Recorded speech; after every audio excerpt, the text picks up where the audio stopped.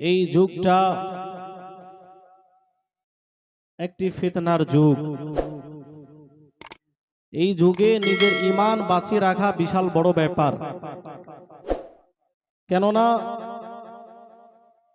এই যুগে যেমন ভাবে হাজার হাজার উলামায়ে কেরাম দ্বীন ইসলামের প্রচার প্রসার করতে ব্যস্ত, কোরআন হাদিসের প্রচার প্রসার করা নিয়ে ব্যস্ত, তদ্রূপ কিছু নামধারী মৌলানা, কিছু নামধারী শায়েখ ঈমান ধ্বংস করতেও ব্যস্ত।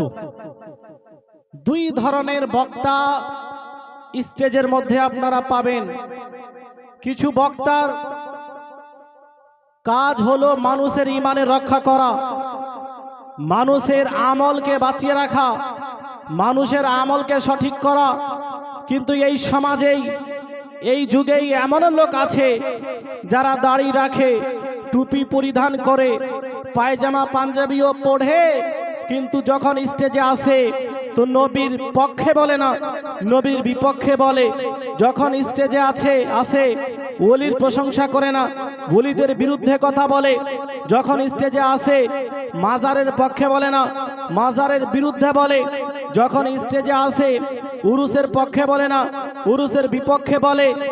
যখন স্টেজে আসে নবীর নূরানিয়াতকে স্বীকার করতে চায় না, নবীর নূরানিয়াতকে অস্বীকার করে। যখন স্টেজে আসে নবী পাকের ইলমে গায়বের প্রমাণ দেয় না, বরং একথা বলে নবী পাক ইলমে গায়ব জানতেন না। যখন স্টেজে আসে তো এই কথা বলে যে নবী আমাদের মতো সাধারণ মানুষ ছিলেন। যখন স্টেজে আসে তো বলে যে নবী পাক লিখতে জানতেন না, নবী পাক পড়তে জানতেন না। এক কথায় যখন স্টেজের মধ্যে আসে তো এই ধরনের নামধারী বক্তারা, যার দায়িত্ব ছিল ইসলামের প্রচার প্রসার করার, যার দায়িত্ব ছিল কোরআনের প্রচার প্রসার করার, যার দায়িত্ব ছিল হাদিসের প্রচার প্রসার করার, মানুষের অন্তরের মধ্যে নবী পাকের ভালোবাসা ভরে দেওয়ার, যাকে মানুষ এটা মনে করত যে আলিমে দ্বীনের কাজ হলো ইসলামের বাস্তব যেটা মেসেজ, ইসলামের বাস্তব যেটা বার্তা, সেটা জনসাধারণের কাছে পৌঁছে দিবে। কিন্তু এরা দাড়ি রেখে, টুপি পরিধান করে, পায়জামা পাঞ্জাবি লাগিয়ে এই স্টেজের মধ্যে এসে নবীর বিরোধিতা করে, ওলিদের বিরোধিতা করে, মাজারের বিরোধিতা করে।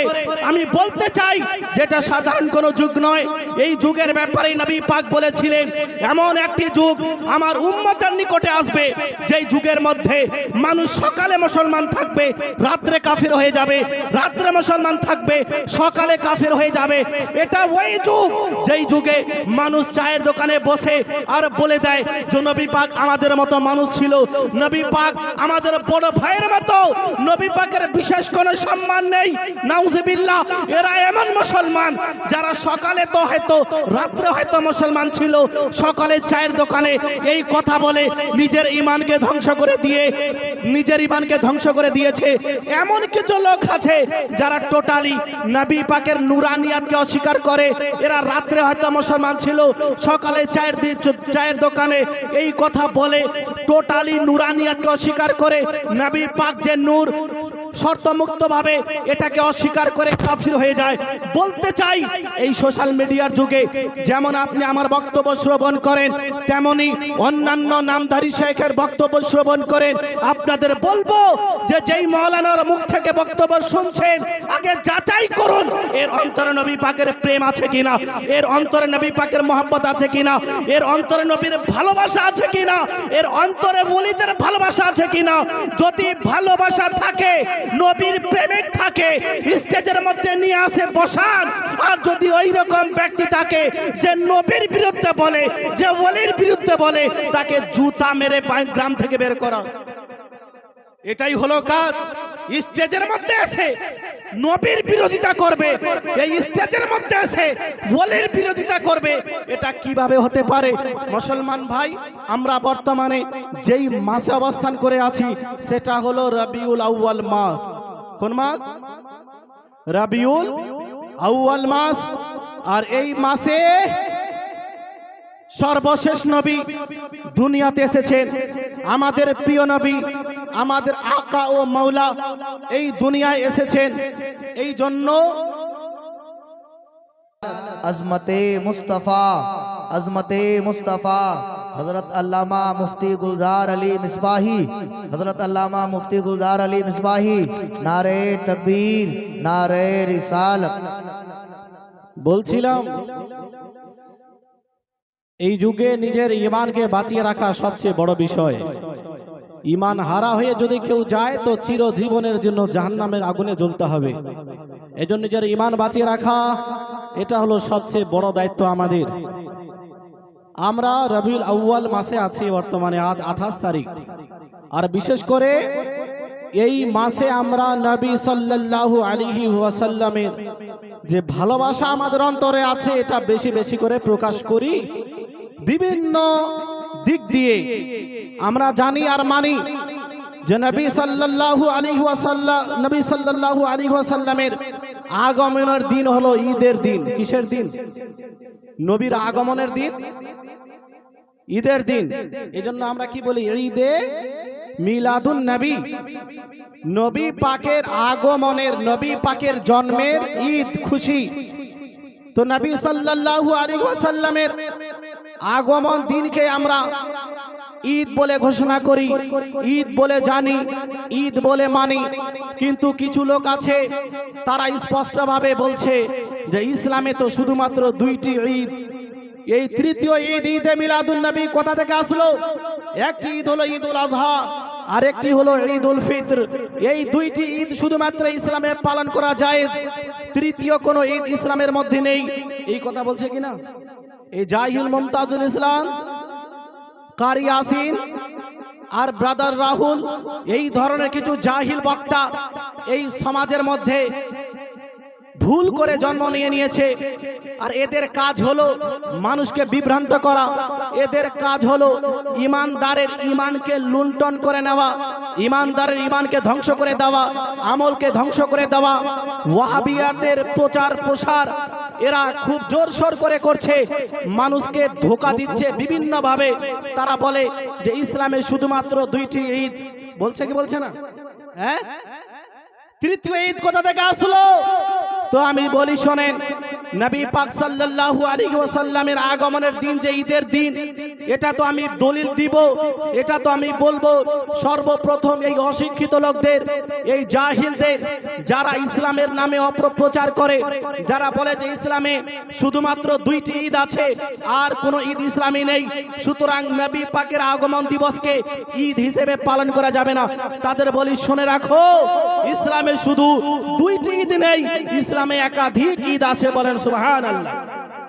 দলিল দিয়ে কথা বলি, আপনি উঠিয়ে নিন আবু দাউদ শরীফ হাদিস নাম্বার 1047। নবী সাল্লাল্লাহু আলাইহি ওয়াসাল্লাম বলেন, আল জুমআতু ঈদুল লিল মুসলিমিন, জুমআর দিন হলো সমস্ত মুসলমানদের জন্য ঈদের দিন। বলেন সুবহানাল্লাহ। কি বললেন? নবী পাক বললেন এই যে শুক্রবার, এই জুমার দিন, এটা সাধারণ কোনো দিন নয়, এটা সাধারণ কোনো আপনার দিবস নয়, এটা হলো ঈদের দিন, ঈদের দিবস। এটা নবী পাক ঘোষণা করলেন। আপনাকে জিজ্ঞেস করতে চাই, বছরে কয়টি জুমা আমরা পাই? কয়টি ভাই? 52টি জুমা আমরা বছরে পাই। কেননা 52 সপ্তাহে 1 বছর, 52টি ঈদ। নবী পাক সাল্লাল্লাহু আলাইহি ওয়াসাল্লাম 1 বছরের মধ্যে শুধুমাত্র জুমার দিনকে যদি গণ্য করা যায় তো 52টি ঈদ হয়ে যায়। আমি বলতে চাই যে নবী পাক পবিত্র হাদিসের মধ্যে স্পষ্ট ভাষায় বলছেন যে জুমার দিন হলো ঈদের দিন, এটা হাদিসের মধ্যে। কিন্তু এরা বলছে শুধুমাত্র ইসলামে 2টি ঈদ রয়েছে। আসুন আরো আপনাদেরকে কয়েকটি ঈদের দিন দেখিয়ে দেই। আর একটি হাদিস এটি বর্ণিত হয়েছে তিরমিজি শরীফের মধ্যে, হাদিস নাম্বার 773। কত বললাম? হাদিস নাম্বার 773 এর মধ্যে নবী সাল্লাল্লাহু আলাইহি ওয়াসাল্লাম আরো কয়েকটি দিনকে ঈদ বলে ঘোষণা করেছেন। 52টি ঈদ আগেই হয়ে গেছে, আরো কয়েকটি ঈদের দিন দলিল হাদিস থেকে দিচ্ছি শুনুন। নবী পাক বললেন ইয়াউমু আরাফাতা ওয়া ইয়াউমুন নাহরি ওয়া আইয়ামুত তাশরিকি ঈদুনা আহলাল ইসলাম। নবী পাক বললেন যেই মাসে কুরবানি হয় জিলহিজ্জা, এই মাসের 9 তারিখ, 10 তারিখ, 11 তারিখ, 12 তারিখ এবং 13 তারিখ, এই পর পর 5টি দিন হলো ঈদের দিন। বলেন সুবহানাল্লাহ। নবী পাক হাদিসের মধ্যে বললেন যে জিলহিজ্জা মাসের 9 থেকে নিয়ে 13 তারিখ পর্যন্ত পর পর এই 5টি দিন হলো ঈদুনা আহলাল ইসলাম, মুসলমানদের জন্য ঈদের দিন। ওই দিকে 52টি হয়ে গেছে, এই দিকে আবার 5টি দিনকে নবী পাক ঈদের দিন বললেন। তো কয়টি ঈদ হলো? কয়টি হলো? 52 আর 7 57টা হয়ে গেল। 57টি ঈদের দিন হয়ে গেল। আর একটি হলো ঈদুল ফিতর। কয়টি হলো? 58টি হয়ে গেল। যারা বলে যে ইসলামে শুধুমাত্র বছরে 2টি ঈদ আছে, এদেরকে হাদিস পড়া উচিত। এদেরকে আগে হাদিস বিশুদ্ধভাবে পড়ে যদি নিজে না পড়তে পারে তো সুন্নিদের কোন মাদ্রাসায় এসে কোন সুন্নি আলিমের কাছে এসে বসতে হবে এবং মানতে হবে যে ইসলামে বছরে শুধুমাত্র 2টি ঈদ নেই। বছরে আপনার কি বলে একাধিক ঈদকে, একাধিক দিনকে নবী পাক ঈদের দিন বলে ঘোষণা করেছেন। বলেন সুবহানাল্লাহ। এরপরে আরেকটি বিষয়, নবীর আগমন দিবসকে ঈদ বলা যাবে কিনা? এরা বলে যে নবী পাকের আগমন দিবসকে ঈদ কিভাবে বলা যাবে? ঈদ বলা যাবে না। কিন্তু বলতে চাই যে কথা বলার আগে, স্টেজের মধ্যে বক্তব্য দেওয়ার পূর্বে, বইয়ের মধ্যে লেখার পূর্বে কোরআন পড়তে হবে, হাদিস পড়তে হবে। ইসলাম কারো বাপের তৈরি করে নয় যে যা মুখের মধ্যে আসবে তাই স্টেজের মধ্যে এসে বলে দিবে। ইসলাম তাকেই বলা হয় যেটা কোরআনের মধ্যে আছে, যেটা নবী পাক বলে গেছেন, সেটাই হলো ইসলাম। ইসলাম কারো বাপের তৈরি করা নয়। স্টেজের মধ্যে এসে যা চাইবে বলবে। আমি আপনাকে বলতে যাই, ইবনে মাজাহ যেটা প্রসিদ্ধ একটি হাদিসের কিতাব, ওই কিতাব উঠান, হাদিস নাম্বার 1084 মধ্যে নবী পাক সাল্লাল্লাহু আলাইহি ওয়াসাল্লাম বলেন ইন্না ইয়াউমাল জুমআতি সাইয়্যিদুল আইয়াম। এই জুমআর দিন হলো সমস্ত দিনের সরদার। বলেন সুবহানাল্লাহ। জুমআর দিন, এই যে সপ্তাহে 7 দিন, এই 7 দিনের মধ্যে সর্বোত্তম দিন হলো জুমআর দিন। কেন? প্রশ্ন হলো কেন এটা উত্তম কেন? আর শুধু সরদার নয়, নবী পাক বললেন হুয়া আযামু ইনদাল্লাহি মিন ইয়াউমিল আযহা ওয়া ইয়াউমিল ফিতরি। এই জুমার দিন এটা এমন ঈদের দিন যে এই ঈদের দিন ঈদুল আযহা আর ঈদুল ফিতর থেকে উত্তম। বলেন সুবহানাল্লাহ। কি থেকে উত্তম? ঈদুল আযহা যে ঈদকে আমরা বড় মনে করি, ঈদুল ফিতর যেই ঈদকে আমরা বড় মনে করি, নবী পাক বলছেন ঈদুল আযহা থেকে উত্তম ঈদ হলো জুমার দিন, ঈদুল ফিতর থেকে উত্তম ঈদ হলো জুমার ঈদ। প্রশ্ন কেন ইয়া রাসূলুল্লাহ, এই জুমার দিনে এমন কি হয়েছিল যে এই জুমার দিন এটা ঈদুল আযহা থেকে উত্তম, ঈদুল ফিতর থেকে উত্তম? তো নবী পাক বললেন ফিহি খামসু খিলাল। এর 5টি বৈশিষ্ট্য রয়েছে। কয়টি বৈশিষ্ট্য? 5টি। তার মধ্যে 3টি বৈশিষ্ট্য একজন নবীর সঙ্গে জড়িত হয়ে আছে। বলেন সুবহানাল্লাহ। জুমার দিন যে ঈদের দিন, তো এটা সাধারণ ঈদের দিন না, ঈদুল আযহা থেকে উত্তম, ঈদুল ফিতর থেকে উত্তম। নবী পাক বললেন 5টি কারণ, তার মধ্যে 3টি কারণ একজন নবীর সঙ্গে জড়িত। একটু এই দিকে মনোযোগ দিন। আর এই রকম জাহিল ইয়াসিন, জাহিল মুমতাজুল যে নামধারী বক্তা স্টেজের মধ্যে এসে মুসলমানদেরকে বিভ্রান্ত করার চেষ্টা করে, এদের বাস্তবতা আপনারা নিজেরাই বুঝতে পারবেন যে এরা ইসলামের প্রচার করছে নাকি ইহুদি খ্রিস্টানদের প্রচার করছে। আমি বলতে চাই নবী পাক বললেন 5টি বৈশিষ্ট্য রয়েছে, তার মধ্যে 3টি বৈশিষ্ট্য আপনাদের বলি। নবী পাক বললেন যে খালাকাল্লাহু ফিহি আদম। এই শুক্রবার ঈদুল আযহা থেকে উত্তম, ঈদুল ফিতর থেকে উত্তম। তার একটি কারণ হলো এই দিনে আদম নবীকে আল্লাহ পাক সৃষ্টি করেছেন। বলেন সুবহানাল্লাহ। কাকে সৃষ্টি করেছেন? আদম নবীকে এই শুক্রবারে। তারপরে ওয়া তাওয়াফাল্লাহু ফিহি আদম ইলাল আরদ, আর এই শুক্রবারেই মহান আল্লাহ পাক আদম নবীকে দুনিয়াতে পাঠিয়েছেন। বলেন সুবহানাল্লাহ। আদম নবীকে এই শুক্রবারে সৃষ্টি করেছেন, এই জন্য শুক্রবার হলো বড় ঈদ। আদম নবীকে এই শুক্রবারে দুনিয়াতে পাঠিয়েছেন, এই জন্য এটা হলো উত্তম ঈদ। তারপরে ওয়া তাওয়াফাল্লাহু ফিহি আদম, আর এই শুক্রবারেই আদম নবী ইন্তেকাল করেছেন। এই শুক্রবারে কি করেছেন? আদম নবীর ইন্তেকাল হয়েছে, পর্দা করেছেন, দুনিয়া ছেড়ে বিদায় নিয়েছেন। আমি বলতে চাই, আদম নবীকে যেই দিন আল্লাহ পাক সৃষ্টি করছেন, আদম নবীকে যেই দিন আল্লাহ পাক এই দুনিয়াতে পাঠাচ্ছেন, আদম নবীর যেই দিন ইন্তেকাল হচ্ছে, সেটা শুধু ঈদের দিন নয়, ঈদুল আজহা থেকে, ঈদুল ফিতর থেকে উত্তম, এটা আমাদের নবী ঘোষণা করছেন। কিন্তু আমাদের নবীর সম্মান কতটা দেখুন। আমাদের নবী মুসারও নবী, আমাদের নবী হযরত আদমেরও নবী, আমাদের নবী হযরত ঈসা নবীরও নবী, আমাদের নবী হযরত ইব্রাহিম নবীরও নবী। এক কথায় দুনিয়াতে যত নবী রাসূল এসেছেন, সকলদের নবী রাসূল হলেন আমাদের শেষ নবী। আমি বলতে চাই, আদম নবীর আগমন দিবস, আদম নবীর মৃত্যু দিবস যদি ঈদের দিন হয়, তো আমাদের শেষ নবীর দিন ঈদের দিন কেন হবে না? বলেন সুবহানাল্লাহ। নিশ্চিত রূপে আমাদের শেষ নবীর আগমন দিবস ঈদের দিন হবে, এটা তো হাদিস দ্বারা প্রমাণিত। আপনাদের বলি, এটা তো হাদিস ছিল, আমি কোরআন থেকে আপনাদের দলিল দিচ্ছি।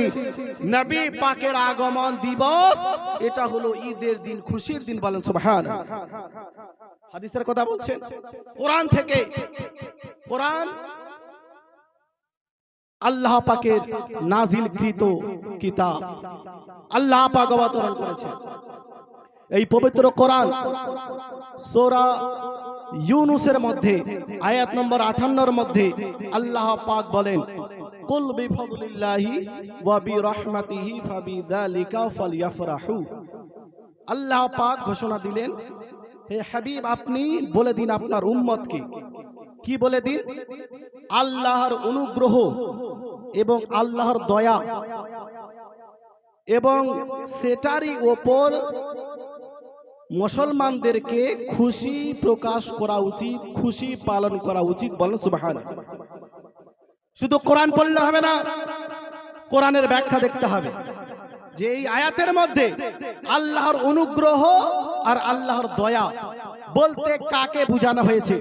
এ প্রসঙ্গে তাফসীরে রুহুল মাআনি 11তম খণ্ড পেজ নম্বর 183 মধ্যে হযরত ইবনে আব্বাস রাদিয়াল্লাহু তাআলা আন বলেন, ইন্নাল ফাদলা আল ইলম, এখানে ফাজল তথা অনুগ্রহ বলতে জ্ঞানকে বোঝানো হয়েছে, ইলমকে বোঝানো হয়েছে।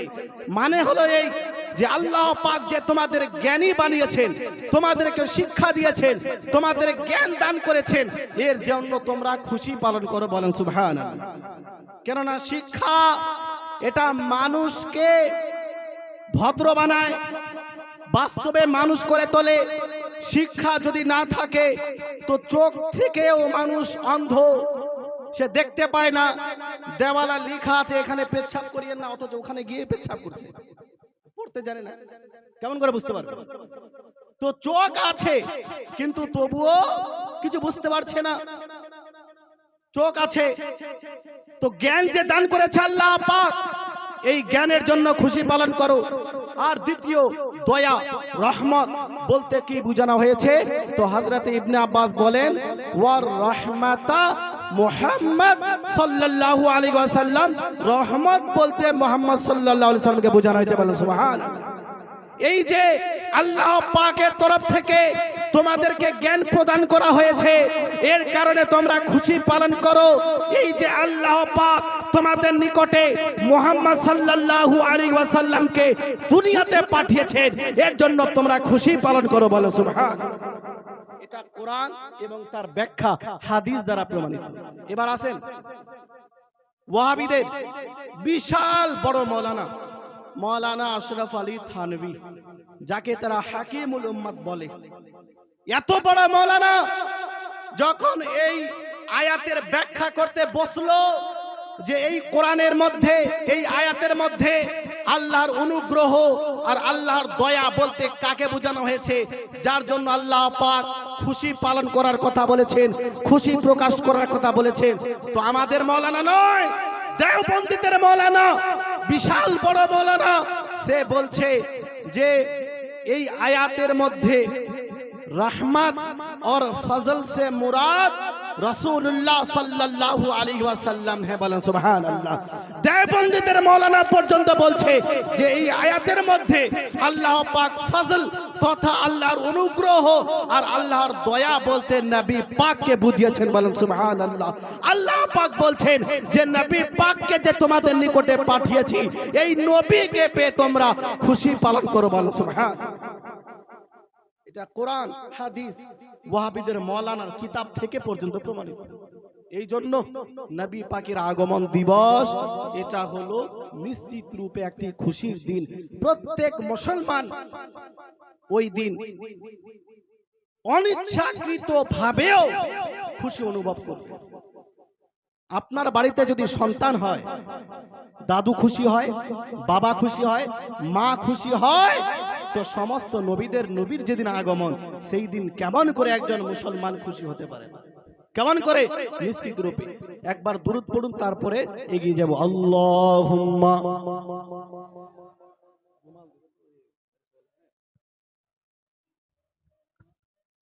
मोहम्मद वाली मौलाना मोहम्मद সাল্লাল্লাহু তাআলা আলাইহি ওয়াসাল্লাম। সময় খুবই অল্প, এজন্য আমি একটু তাড়াতাড়ি বলছি। আর একটি পয়েন্ট, খুশি পালন করে সুন্নিরা, কিন্তু এই ঈদ পালন করলে কি হবে? এই দিনে যদি কেউ খুশি পালন করে, আন্তরিকভাবে খুশি হয়, তো তার জন্য কি লাভ আছে, তার কি প্রতিফল আছে? কোরআন হাদিসে কি কিছু আছে? তো শোনেন, আজ এরা বলে নবী পাকের দিনে আগমন, নবী পাকের আগমনের দিনে খুশি পালন করা যাবে না, খুশি পালন করা বেদাত। কিন্তু আপনাকে বলি যে খুশি পালন করার নির্দেশ তো কোরআনের মধ্যে আছে, হাদিসের মধ্যে আছে, কিন্তু যারা খুশি পালন করে এদের জন্য কি উপহার আছে, এরা কি পাবে? এ প্রসঙ্গে আপনাদের একটু শোনাই, আমি আপনাদের স্পষ্ট করে দিই। নবী পাকের আগমনের জন্য খুশি পালন করা, খুশি হওয়া, এটা মুসলমান তো মুসলমান, কোন কাফির যদি খুশি পালন করে তাকেও এর প্রতি আপনার নেকি প্রতিদান দেওয়া হয়। বলেন সুবহানাল্লাহ। কোন কাফির যদি নবী পাকের আগমন দিবসে খুশি পালন করে, আন্তরিকভাবে খুশি হয়, তো মুসলমান, কাফিরকে পর্যন্ত এর প্রতিদান দেওয়া হয়। আমি কোন ছোট মোটো হাদিসের কথা বলছি না। বুখারী শরীফ আসাহুল কুতুবি বাদা কিতাবিল্লাহ, কোরআনের পরে এই জমিনের মধ্যে হাদিস সময়ের মধ্যে যত কিতাব আছে, সবচেয়ে বিশুদ্ধ গ্রন্থ হলো বুখারী শরীফ। সেই বুখারীর মধ্যে বলা হয়েছে যে মুসলমান তো মুসলমান, কাফির যদি নবীর আগমনের জন্য খুশি পালন করে তাকেও প্রতিদান দেওয়া হয়। বলেন সুবহান। বুখারী শরীফ হাদিস নাম্বার 5101। কত বললাম? 5101। মুমিনেরা, নবী পাকের আশিকেরা বেশি করে খুশি মানাও। আর শোনো যে মুমিন তো মুমিন, কাফির যদি খুশি হয় তাকেও এর বদলা দেওয়া হয়। কাফির যদি নামাজ পড়ে নেকি দেওয়া হবে না, কাফির যদি রোজা রাখে নেকি দেওয়া হবে না, কাফির যদি হজ করে তাকে কোনো প্রতিদান দেওয়া হবে না, কাফির যদি যাকাত দেয়, দান করে, কোনো নেকি তাকে দেওয়া হবে না। কিন্তু নবী পাকের আগমন দিবসে খুশি পালন করা, এটাকে এত বেশি পছন্দ করেন আল্লাহ পাক যে মুসলমান তো মুসলমান, কাফিরকে এর প্রতিদান দেয়। বলেন সুবহানাল্লাহ। আপনাদের বলি, এই হাদিস রেফারেন্স দিয়ে দিয়েছি। আবু লাহাবের নাম আপনারা সকলেই শুনেছেন, পাকা কাফির। আবু লাহাবের নামে একটি সূরা পর্যন্ত কোরআনের মধ্যে আছে, সূরা লাহাব। তাব্বাত ইয়াদা আবি লাহাব, ধ্বংস হয়ে যাক আবু লাহাবের হস্তদ্বয়, যার ধ্বংসের কথা বলা হচ্ছে কোরআনের মধ্যে। কিন্তু এই রকম কাফির তার ঘটনা শুনুন। এটা বুখারীর 5101 নম্বর হাদিসের মধ্যে বর্ণিত। যখন আবু লাহাব মারা গেল, ফালাম্মা মাতা আবু লাহাবের মতো পাকা কাফির যখন মারা গেল, ফাউরিয়াহু বাদু আহলিহি বিশাররিন হায়বা, আবু লাহাবকে কঠিন শাস্তিতে হযরত ইবনে আব্বাস দেখতে পেলেন। হযরত আব্বাস দেখতে পেলেন যে কঠিন শাস্তিতে সে নিপাতিত আছে, কঠিন শাস্তির মধ্যে তাকে রাখা হয়েছে। তাকে জিজ্ঞেস করা হলো, মাদা লাকিতা, তোমার সঙ্গে কি ব্যবহার করা হয়েছে? তুমি তো নবী পাকের উপরে ঈমান নিয়ে আসনি, ইসলাম ধর্ম কবুল করনি, তো বলো তুমি কি অবস্থায় আছো? সে বলল, লাম আলকা বাতাকুম গায়রা আন্নি সুকিতু ফি হাদিহি বিআতাকাতি সুয়াইবা, যে আমি যেদিন থেকে তোমাদের ছেড়ে এসেছি আমার ইন্তেকাল হয়েছে, আমি অতি কষ্টে আছি। কেন? আমি ইসলাম ধর্ম তো কবুল করিনি, আমি অমুসলিম হয়ে মরেছি, এই জন্য অতি কষ্টে আছি জাহান্নামের মধ্যে। কিন্তু শোনো, একটি দিন এমন আছে, ওই দিন যে যখনই আসে, ওই দিনে আমি নিজের আঙ্গুল থেকে পানি পান করতে পাই। বলেন সুবহানাল্লাহ। কি করতে পাই? পানি। তার আগে বলে রাখি, কোন কাফির যদি দোজখে চলে যায় বা কোন গুনাহগার মুসলমান যদি দোজখে চলে যায়, গরমের মধ্যে এত গরম ওই আগুন, সে ওই আগুনের মধ্যে জ্বলবে, সে পানি চাইবে। পানি, জামাকে পানি দেওয়া হোক, তাকে শুদ্ধ পানি দেওয়া হবে না, ঠান্ডা পানি দেওয়া হবে না, তাকে এত গরম পানি দেওয়া হবে, যখন ওই পানি সে পান করবে তার ভেতরে যা কিছু আছে সব গলে পড়ে যাবে। এত গরম ওই পানি থাকবে। কিন্তু আবু লাহাবের মতো একজন পাকা কাফির, তাকে দোজখের মধ্যে শুদ্ধ পানি দেওয়া হচ্ছে। শুদ্ধ পানি কাউকে দেওয়া হয় না। আবু লাহাবকে জিজ্ঞেস করুন, কেন তোমাকে দোজখের মধ্যে শুদ্ধ পানি দেওয়া হচ্ছে? কাউকে তো এই শুদ্ধ পানি দেওয়া হয় না, গরম পানি দেওয়া হয়, তোমাকে শুদ্ধ পানি কেন? তো সে কারণ বলল, শোনো, আমাকে শুদ্ধ পানি এই জন্য দেওয়া হয়, যখন মুহাম্মদ সাল্লাল্লাহু আলাইহি ওয়াসাল্লাম জন্মগ্রহণ করেন, তো আমার একজন দাসী ছিল, আমার একজন বান্দি ছিল, যে ওই সময় জন্মগ্রহণের সময় ওই জায়গাতে ছিল। আমার দাসী সুয়াইবা, সে যখন দেখলো যে মুহাম্মদ নামে দুনিয়াতে চলে এসেছে আল্লাহর নবী, তো সে কি করলো? খুশিতে আমাকে এসে খবর দিল যে তোমার ভাতিজা জন্মগ্রহণ করেছে। বলেন সুবহানাল্লাহ। এই যে খুশির সংবাদ আবু লাহাব যখন শুনলো, তখন সে খুশি অনুভব করলো। বলেন সুবহানাল্লাহ।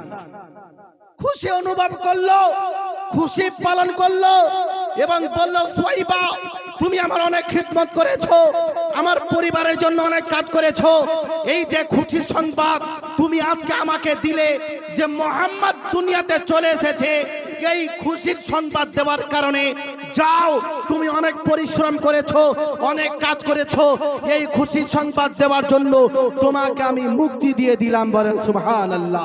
তোমাকে আজাদ করে দিলাম, আর আমার জন্য তোমাকে পরিশ্রম করতে হবে না, আর তোমাকে আমার জন্য কোনো কাজ করতে হবে না, তোমাকে মুক্তি দিয়ে দিলাম। এই যে আমি আমার একজন দাসীকে মুক্তি দিয়েছিলাম, খুশি পালন করেছিলাম, এই জন্য আমাকে জাহান্নামের মধ্যে সোমবার করে শুদ্ধ পানি দেওয়া হয়। বলেন সুবহান। মুসলমান তো মুসলমান, কাফির আবু লাহাবের মতো একজন কাফিরকে শুদ্ধ পানি দেওয়া হচ্ছে জাহান্নামের মধ্যে। এবার এই হাদিসের ব্যাখ্যা জাহিলের মুখ থেকে নয়, ইমাম জাওজির মতো বিশ্ববিখ্যাত মুহাদ্দিস, উনি এই বুখারীর এবার শারা করছেন, এই হাদিসের ব্যাখ্যা করছেন। উনি বললেন কি জানেন? উনি বললেন, হাজা আবু লাহাব আল কাফির, এই হলো আবু লাহাব যে কাফির, আল্লাযী নাযালাল কুরআনু বিযাম্মিহি, কোরআনের মধ্যে যার তিরস্কার করা হচ্ছে, কোরআনের মধ্যে যার ধ্বংসের কথা বলা হচ্ছে, জুজিয়া বিফরহাতিহি লাইলাতা মাউলিদিন নবী সাল্লাল্লাহু আলাইহি ওয়াসাল্লাম, তাকে প্রতিদান দেওয়া হচ্ছে জাহান্নামের মধ্যে তাকে পানি পান করতে দেওয়া হচ্ছে। কেন? নবী পাকের আগমন দিবসে সে খুশি পালন করেছিল। এবার উনি বলছেন একজন কাফিরকে যদি জাহান্নামের মধ্যে শুদ্ধ পানি পান করতে দেওয়া হয়, ফামা হালুল মুসলিমি আল মুওয়াহিদি মিন উম্মতিহি ইয়াসুররু বিফরহাতিহি, তাহলে একজন মুসলমানের অবস্থা কি হবে? যে নবী পাকের উম্মত সে যদি নবীর আগমন দিবসে খুশি পালন করে তাকে কতটা নেকি দেওয়া হবে বলেন সুবহানাল্লাহ।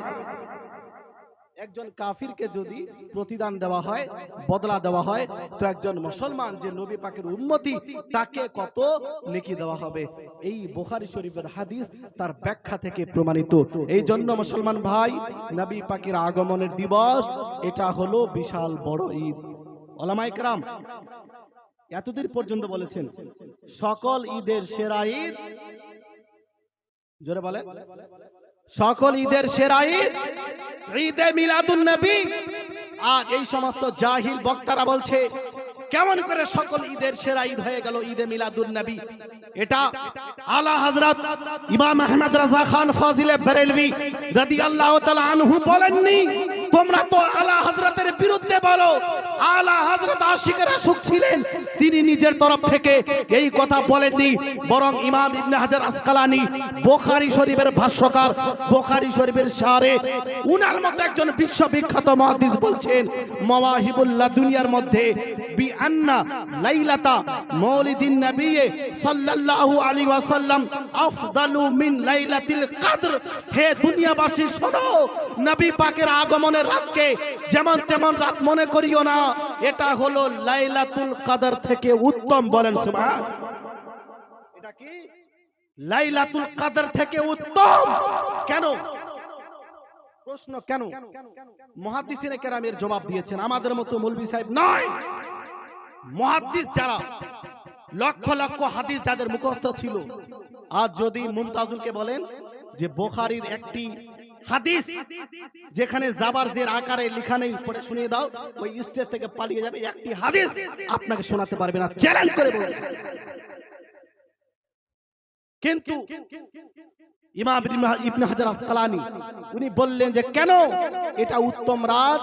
এই জন্য যে কদরে, তো লাইলাতুল কদরে কোরআন অবতীর্ণ হয়েছে, আর এই রাতে তো স্বয়ং সাহেবে কোরআন দুনিয়াতে এসেছেন বলেন সুবহানাল্লাহ। যার উপরে কোরআন অবতীর্ণ হয়েছে উনি এসেছেন 12 রবিউল আউয়ালে। এই জন্য এই রাতটি লাইলাতুল কদর থেকে উত্তম বলেন সুবহানাল্লাহ। এজন্য মুসলমান ভাই নিশ্চিত রূপে এটা বিভ্রান্ত হবেন না। আজ এদের কাজ হলো মানুষকে বিভ্রান্ত করা, কোরআন হাদিসের নামে মানুষকে ধোঁকা দেওয়া, বোকা বানানো। এজন্য নবী পাকের আগমনের রাত এটা হলো উত্তম একটি রাত। যাই হোক, দুরূদ শরীফ পাঠ করুন, তারপরে এগিয়ে যাব। আল্লাহুম্মা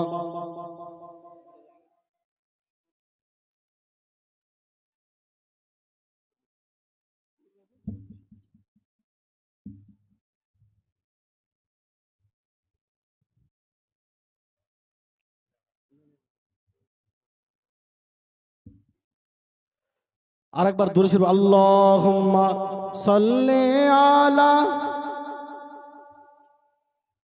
মাওলানা মুহাম্মদ ওয়া আলা আলি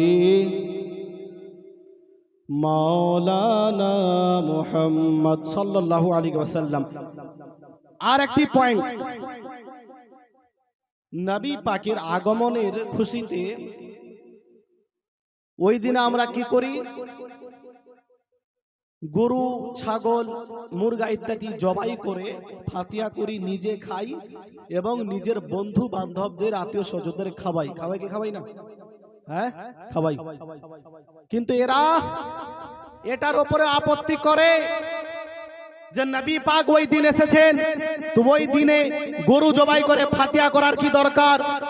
ওই দিনে মাংস রান্না করে খাওয়ার কি দরকার?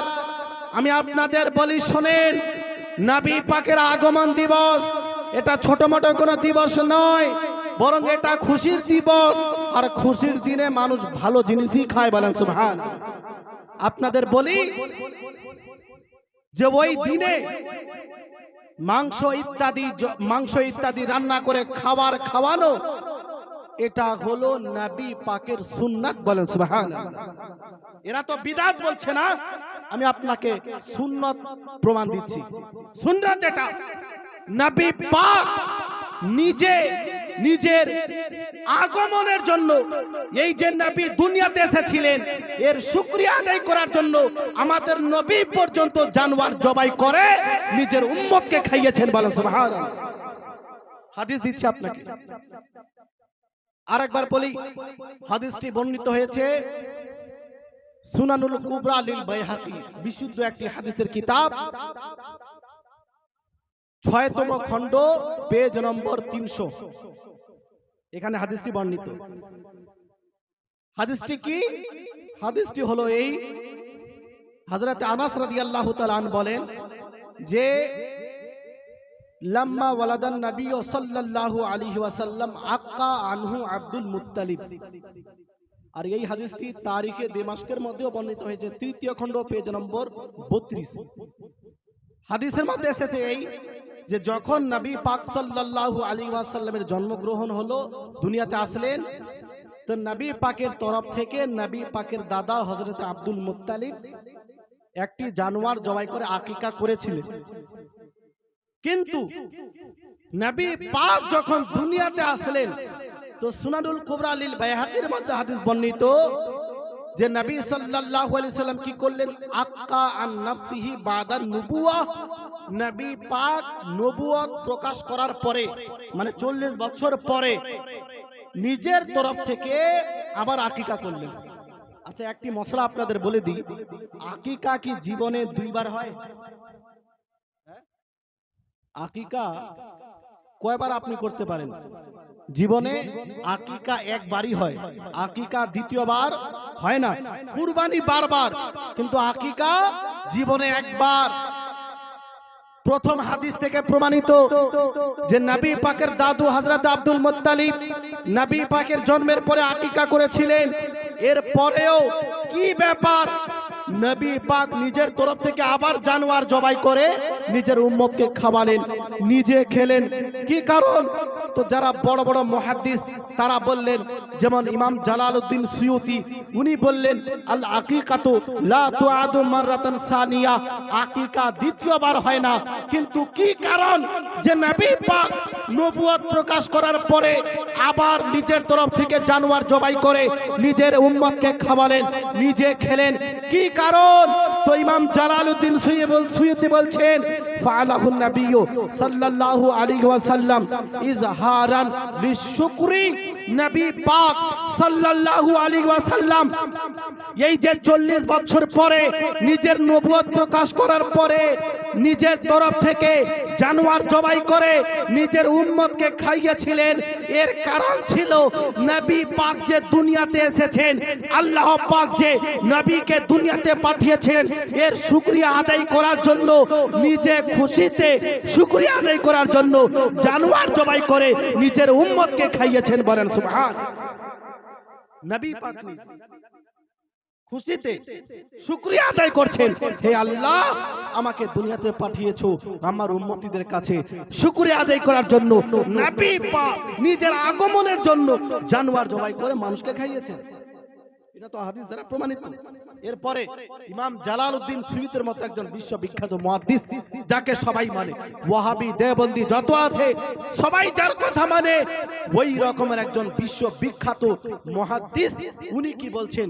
হুসনুল মাকসিদ ফি আমালিল মৌলিদ, পেজ নম্বর 64 এবং 65 মধ্যে আরবি ভাষায় কিতাব লিপিবদ্ধ।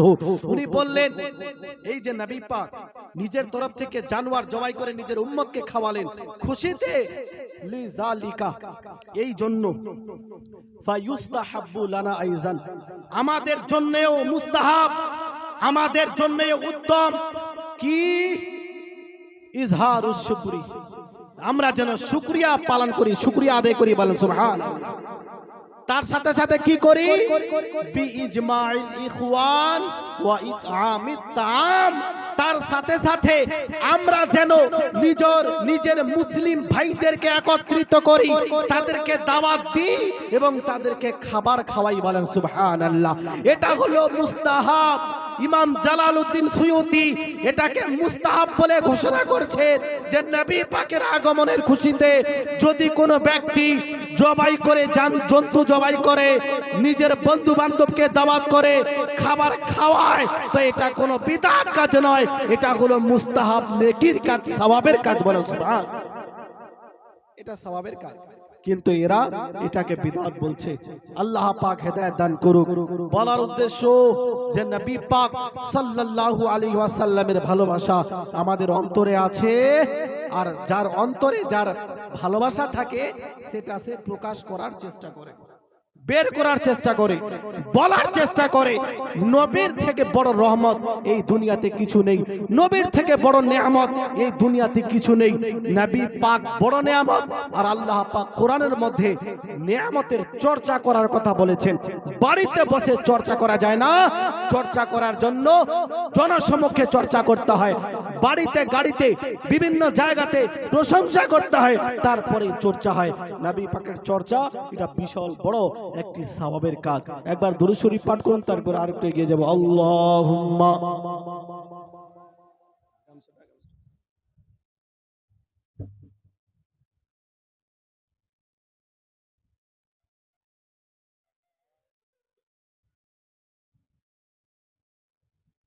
মাওলানা মুহাম্মদ সাল্লাল্লাহু তাআলা আলাইহি ওয়াসাল্লাম। এই যে অবস্থা, আলহামদুলিল্লাহ, ঈদে মিলাদুন নবী সম্পর্কে কয়েকটি কথা।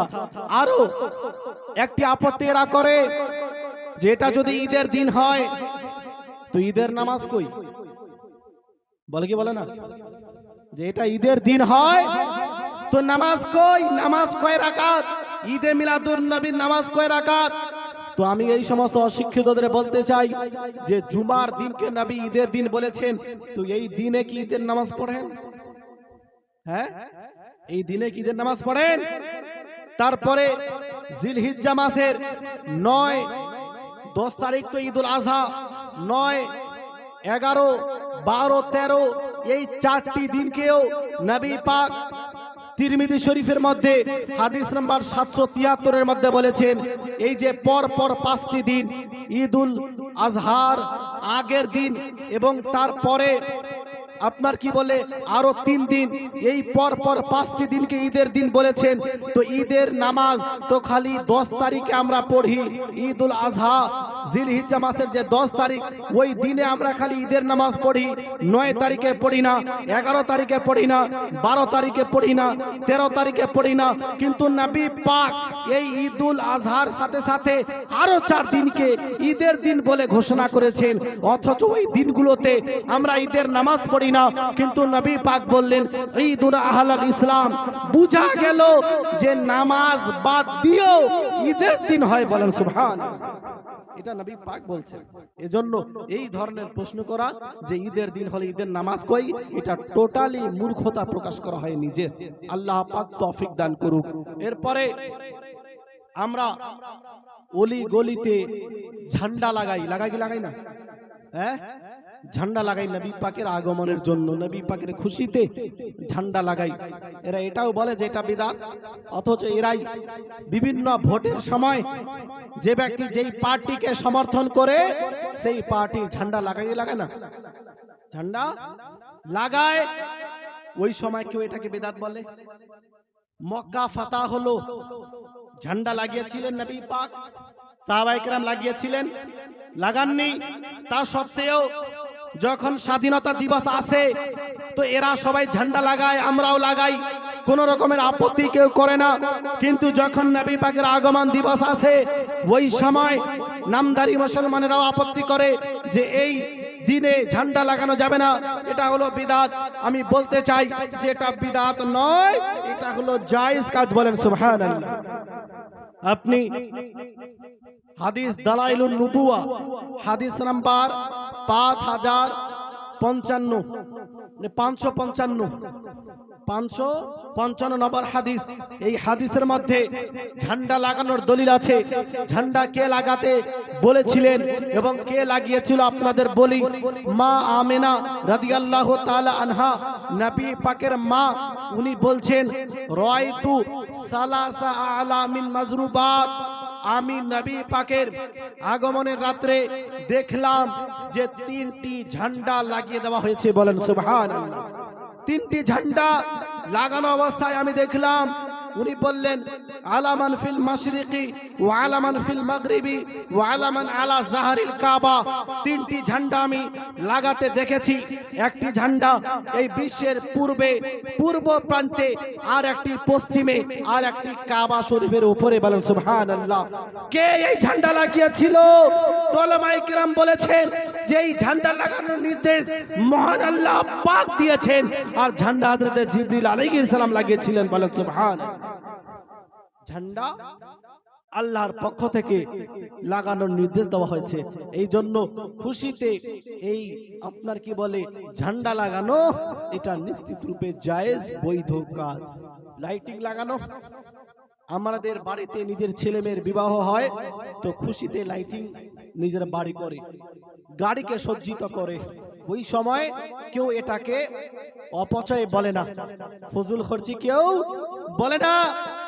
কিন্তু যখন নবী পাকের আগমনের দিবস আছে, খুশির মাস আছে, তো নবী পাকের প্রেমিকরা যখন নিজের বাড়ি, নিজের দোকান, নিজের অলিগলি রাস্তাঘাট লাইটিং করতে আরম্ভ করে, তখন এদের বিদআতের কথা মনে আসে।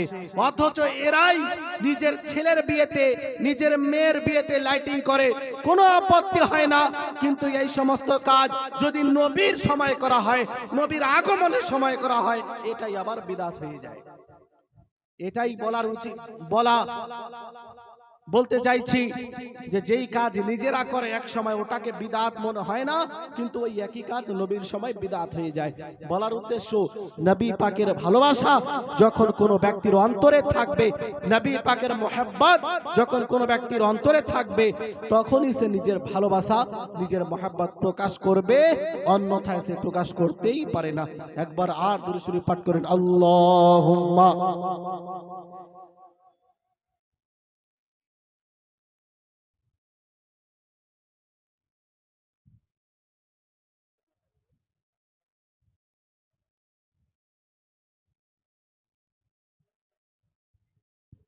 আল্লাহুম্মা সাল্লি আলা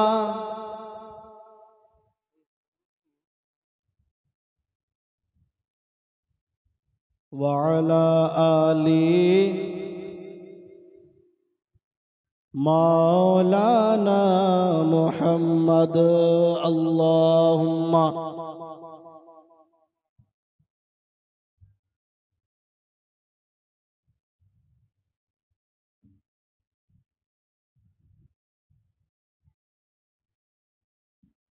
মাওলানা মুহাম্মদ সাল্লাল্লাহু আলাইহি ওয়াসাল্লাম।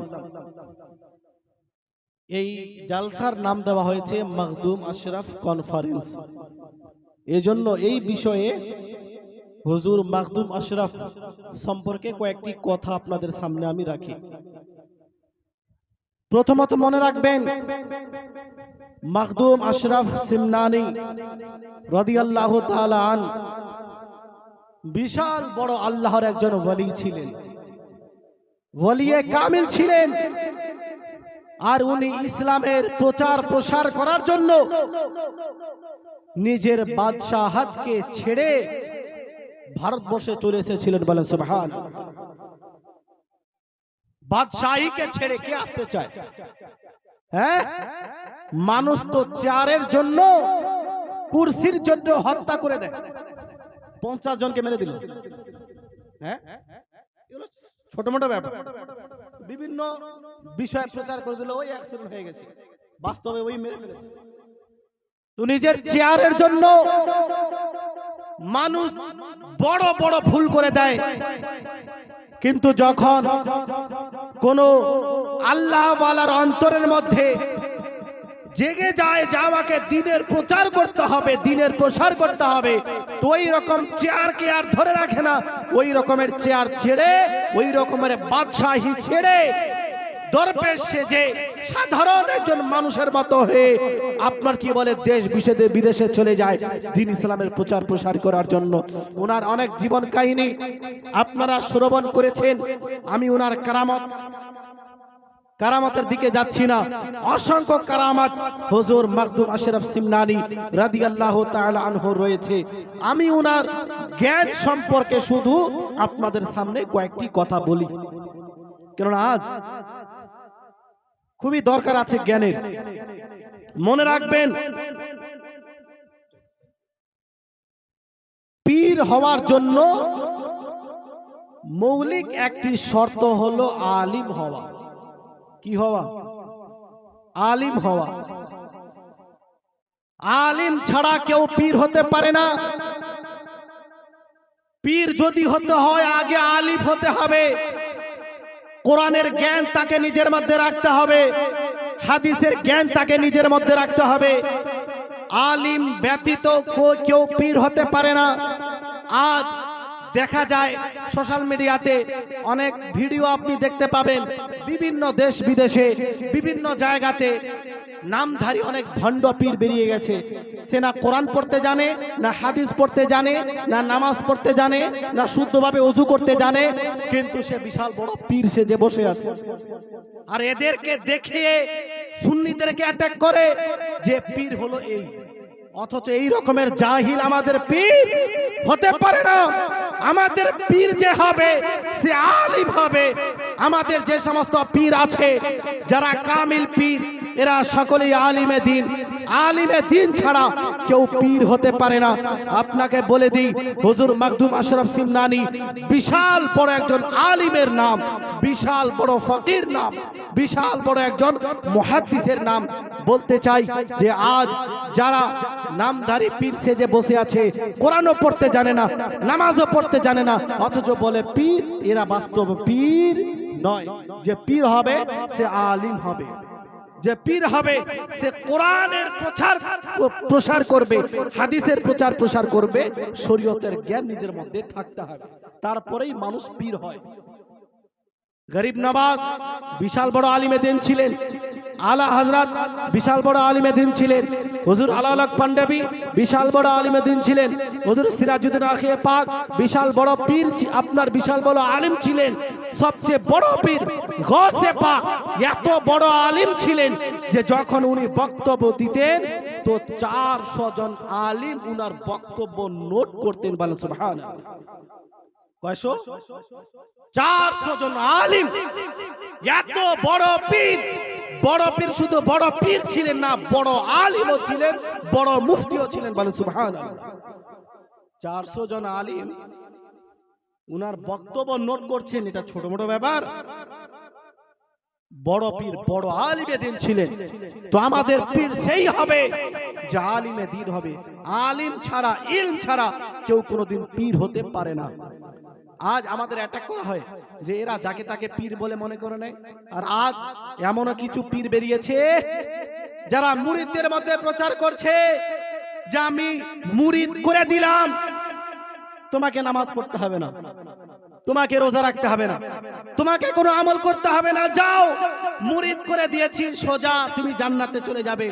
আমি স্পষ্ট ঘোষণা করি, এই ধরনের পীর নামধারী পীর হতে পারে, বাস্তবা পীর হতে পারে না। কেননা নামাজ এটা হলো ফরজ, রোজা হলো ফরজ।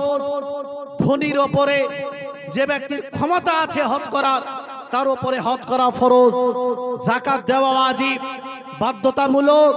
তো যদি কোনো পীর এ কথা বলে যে নামাজের দরকার নেই, যে আমার মুরিদ হবে তাকে নামাজ পড়তে হবে না, যদি কোনো পীর বলে, সেই পীর তো পীর, সে মুসলমান থাকবে না, মুসলমান পর্যন্ত থাকবে না, পীর তো দূরের কথা। কেননা নামাজ হলো ফরজ, কোরআনের অকাট্য দলিল দ্বারা প্রমাণিত, দলিল কাতঈ, অকাট্য দলিল কোরআনের আয়াত দ্বারা প্রমাণিত নামাজ ফরজ। যদি কেউ বলে যে নামাজ লাগবে না, তার মানে সে নামাজকে অস্বীকার করছে, কোরআনের আয়াতকে অস্বীকার করছে। যদি কোনো ব্যক্তি এই কথা বলে দেয় যে আমার মুরিদ হবে, তাকে নামাজ পড়তে হবে না, নামাজ মাফ হয়ে যাবে, রোজা রাখতে হবে না, মাফ হয়ে যাবে, পীর তো দূরের কথা মুসলমান থাকবে। এজন্য নামাজ না পড়া আলাদা আর অস্বীকার করা এটা আলাদা। কেউ পড়ছে না গুনাহগার হবে কিন্তু কাফির হবে না, কিন্তু নামাজের ফরজ হওয়াকে যদি কেউ অস্বীকার করে ফেলে সে কাফির হয়ে যাবে, মুসলমান থাকবে না। রোজা যে ফরজ না রাখে গুনাহগার হবে, কিন্তু যদি কেউ অস্বীকার করে যে রোজা আবার কি, রোজা আমি রাখবো না, রোজা বলতে কোনো জিনিস নেই, আমি মানি না, এই রকম ব্যক্তি কাফির হয়ে যাবে, মুসলমান থাকবে না। এই জন্য সাবধান, কোন ভণ্ড পীরের বক্তব্য শোনা যাবে না। আজ অনেক ভণ্ড পীর ভিডিওতে আপনারা দেখতে পাবেন, ইউটিউবে দেখতে পাবেন, বাংলাদেশে কত এরকম ভণ্ড পীর এদের জন্য সুন্নিদেরকে বদনাম করছে, এদেরকে সামনে রাখছে আর বলছে এই হলো সুন্নিদের পীর। সুন্নিদের পীর কোনোদিন বেনামাজি হতে পারে না। যে পীর হবে সে নিজেও নামাজি হবে, নিজের মুরিদদেরকেও নামাজ পড়ার নির্দেশ দিয়ে বলে সুবহানাল্লাহ। যে পীর হবে নিজেও ফরজ সুন্নতের উপরে আমল করবে, নিজের মুরিদদেরকেও ফরজ ওয়াজিব সুন্নতের উপরে আমল করার নির্দেশ দিবে। আজ অনেক মুরিদ আছে যারা মনে করে যে হ্যাঁ মুরিদ হয়ে গেলাম, আমার কাজ শেষ। এগুলো ভুল ধারণা। মুরিদ মানুষ কেন হয়? সঠিক পথে চলার জন্য। আল্লাহর নেক বান্দার হাতে হাত রেখেছে যেন আল্লাহর দরবারে পৌঁছাতে সুবিধা হয়, সহজ হয়, বাই স্টেপ বাই স্টেপ। হ্যাঁ, যখন আপনি মুরিদ হন তো আপনি কি বলেন? যে আমি তওবা করছি, এরপর থেকে আর কোনোদিন মিথ্যা কথা বলবো না। বলেন কি বলেন না? যখন হুজুর আমাদের মুরিদ করায় বলেন যে মিথ্যা কথা বলবো না, জিনা ব্যভিচার করবো না, গীবত করবো না, খারাপ কাজ করবো না, নামাজ পড়ো, রমজান মাসে রোজা রাখবো, সাহেব ইস্তেতাআত হলে হজ করব, এই কথাবার্তা বলে আপনাকে মুরিদ করানো হয়। তো আপনি ওই কথা দেওয়ার পরে যদি বলেন যে আমি নামাজ আর পড়বই না, তো মুরিদ হওয়ার সময় যে কথা দিয়েছিলেন ওই কথা তো আপনি নিজেই ভেঙে দিলেন। বলেছিলেন নামাজ পড়ো, নামাজ পড়ছেন না, বলেছিলেন যে মিথ্যা কথা বলবো না, মিথ্যা কথা বলছেন। তো এই যে অবস্থা, এই জন্য পাক্কা মুরিদ হলো সেই যে মুরিদ হওয়ার সময় যে কথাগুলোর ওয়াদা করে তার উপরে অটুট থাকে। এটা হলো পরিপূর্ণ মুরিদ, পরিপূর্ণ মুরিদ, এরা হলো পাক্কা মুরিদ। আর নামাজ পড়ে না, যদিও মুরিদ কিন্তু কমজোর। হ্যাঁ, কমজোর। যেমন মুসলমান সেও যে নামাজ পড়ে না, কিন্তু কামিল পরিপূর্ণ মুসলমান কে? যে নামাজ পড়ে সে হলো পরিপূর্ণ মুসলমান। এই জন্য আমরা মুরিদ হব কোন কামিল পীরের কাছে, কিন্তু বেনামাজি থাকবো না। আমরা মুরিদ হব কামিল পীরের কাছে, কিন্তু আমরা ইবাদত বান্দেগি ছাড়বো না। বলছিলাম আশরাফুল, আপনার কি বলে হুজুর মাখদুম আশরাফ, বিশাল বড় একজন আলিমে দ্বীন ছিলেন, বিশাল বড় একজন আলিমের নাম। উনার কাছে আলিমগণ পর্যন্ত যেতেন মাসআলা জিজ্ঞেস করার জন্য, বলে সুবহানাল্লাহ। বড় বড় আলিম মাখদুম আশরাফের দরবারে যেতেন।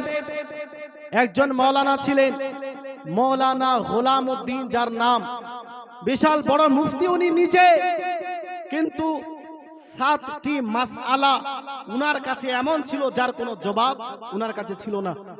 উনি ওই যুগে বড় বড় আলিমের কাছে গিয়েছিলেন ওই 7টি প্রশ্নের জবাব জানার জন্য, কিন্তু কেউ ওই প্রশ্নের উত্তর সঠিকভাবে তাকে দিয়ে সান্ত্বনা দিতে পারেনি, শান্ত করতে পারেনি।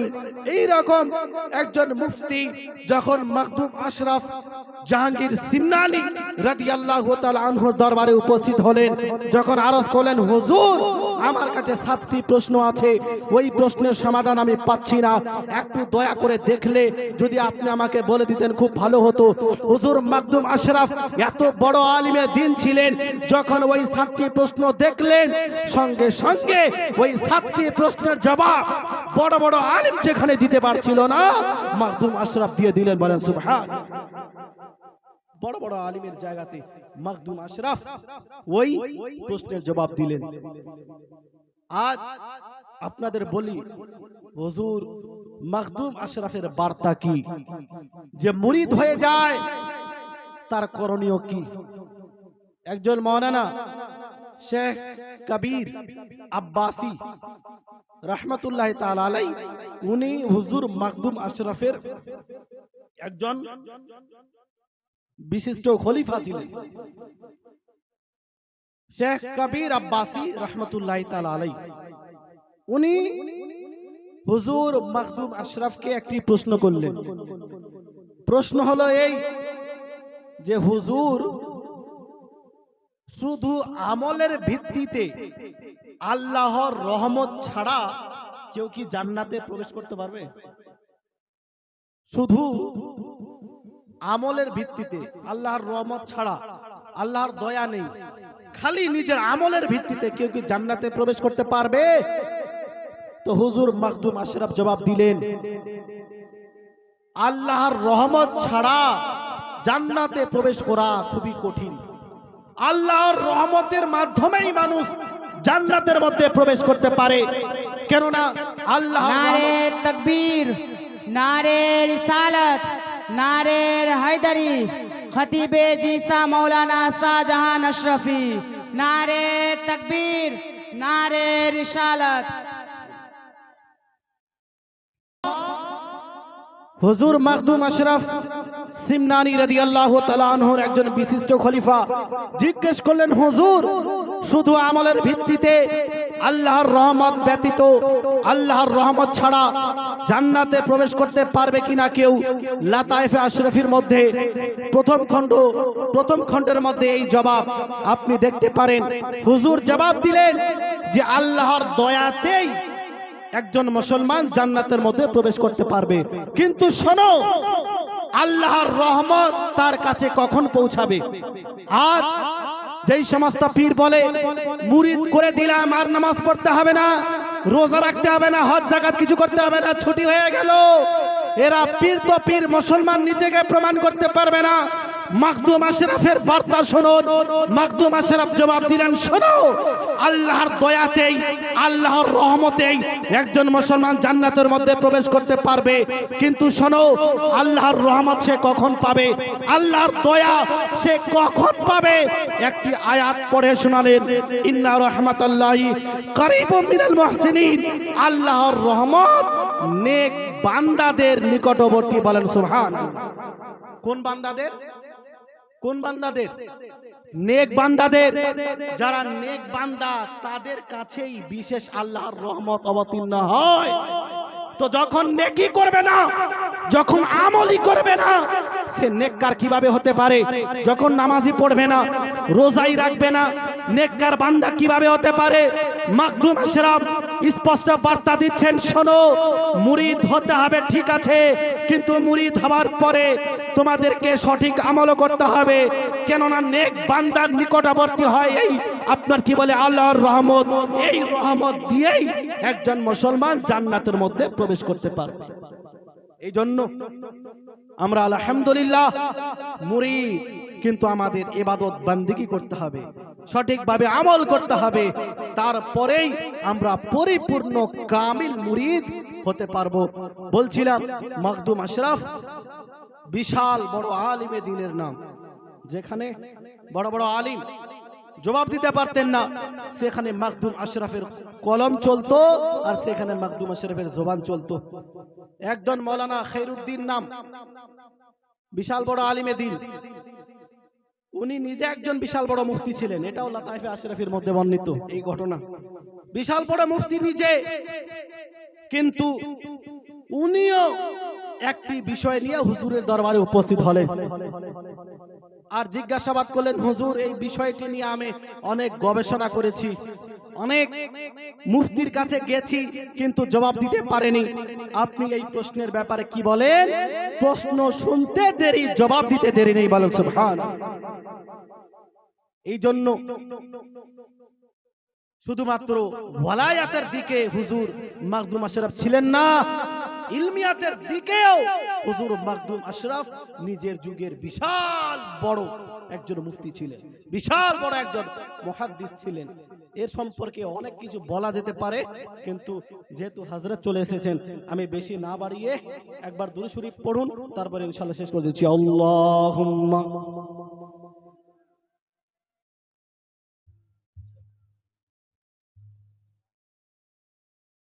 মুহাম্মদ ওয়া আলা আলি মাওলানা মুহাম্মদ সাল্লাল্লাহু আলাইহি ওয়াসাল্লাম। যাই হোক, আমার বক্তব্যের দুইটি বিষয় ছিল, একটা ঈদে মিলাদুন নবী, আর দ্বিতীয় হুজুর মাকদুম আশরাফের ইলমি মাকাম, উনার যে জ্ঞান গরিমা, ইলমি দক্ষতা, কত বড় আলিমে দ্বীন ছিলেন এই সম্পর্কে। যাই হোক, কোরআন থেকে আমি আয়াতে কারিমা তেলাওয়াত করেছিলাম। আল্লাহ পাক বলেন যে আল্লাহর অনুগ্রহ এবং আল্লাহর দয়া, এই দুইটি জিনিস পেয়ে তোমরা আনন্দ প্রকাশ করো। তো নবী পাক হলেন আল্লাহর দয়া, আল্লাহর রহমত। এজন্য সমস্ত সুন্নি মুসলমানেরা নবী পাকের আগমন দিবসকে খুশি হিসেবে পালন করে। আজ আমরা অনেক ভাগ্যবান যে নবী সাল্লাল্লাহু আলাইহি ওয়াসাল্লামের বংশধর আমাদের এই স্টেজের মধ্যে কিছুক্ষণ পরে ইনশাআল্লাহ আজিজ উপস্থিত হবেন। আমি আপনাদের সবাইকে বলবো অবশ্যই সকলেই হুজুরের শেষ দোয়া নিয়ে যাবেন। আমরা ভাগ্যবান যে উনাকে আজ আমরা পেয়েছি, সময় উনি দিতে পেরেছেন। বারবার বলবো শেষ দোয়া করেই সকলেই যাবেন। এখান থেকে আমি আমার বক্তব্য শেষ করলাম। ওয়া মা আলাইনা ইল্লাল বালাগ। আসসালামু আলাইকুম ওয়া রাহমাতুল্লাহি ওয়া বারাকাতুহু।